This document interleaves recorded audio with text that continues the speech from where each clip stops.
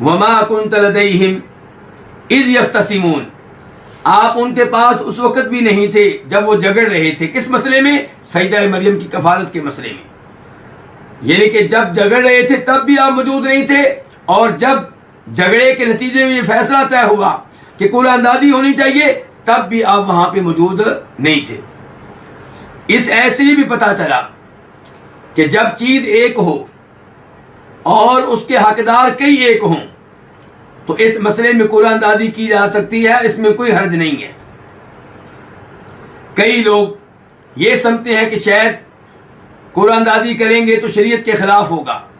शरीयत के खिलाफ तब होगा जब कुरान दादी इस मामले में की जाए कि मैं ये काम करूं कि ना करूं।